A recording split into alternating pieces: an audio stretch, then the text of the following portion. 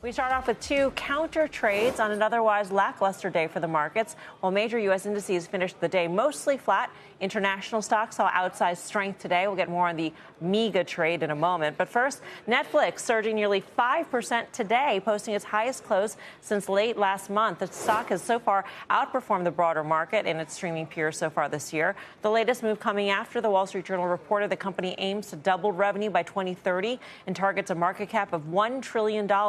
That would mean an almost 140% rise in shares. All this, of course, as investors looked at Netflix's Q1 earnings report after the bell on Thursday. This will be the first quarter the company does not break out paid subscriber numbers. It reported just over 300 million at the end of last year.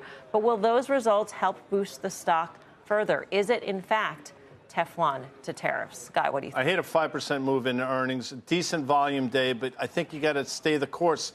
Valuation will be a concern for a lot of people, but it's been a concern for a long time. And outside of maybe 2, maybe 3 times over the last decade, they really haven't taken any missteps. So when they tell you you're going to be $1 trillion company in the next 5 years, to a certain extent, you got to believe them because they've done everything, almost everything right over that period of time. Yeah, I agree with Guy. I mean, it's a lofty goal, right? Yeah. But when you consider, the history of this company, the transformation from the red envelope to then to streaming, to then doing their own content, to having that really work, to then switching, gears and going to the ad tiers. I mean, they have done everything right. And I think that, today I thought, all right, stock's going to be up a lot. That was obviously a very bullish article. And so I'm going to look to sell some upside calls. And then I thought, well, I'm guessing that this big $1 trillion goal didn't start with, well, this quarter is going to be really bad, but going forward. So I feel like they probably feel like they have some momentum. Whether that's priced in, I don't know. I am long. It is expensive. It is hard for me as a value person to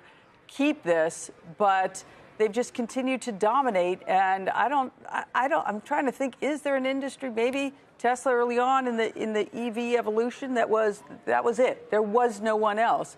I feel like they are so far ahead of everyone else here. A lot of folks say, oops, sorry.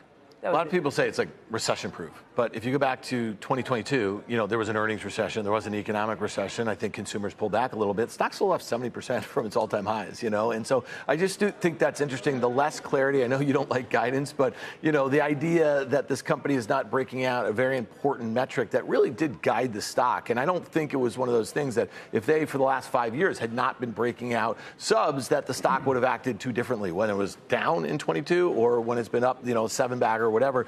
Since then, I will tell you this, though. I've never really, other than Elon, heard a company guiding to a market cap level. Have you guys heard that? I've never heard that. It just seems very odd to me, like suggesting that. How do you get there? You know what I mean? Like that. Like well, as that's far as right.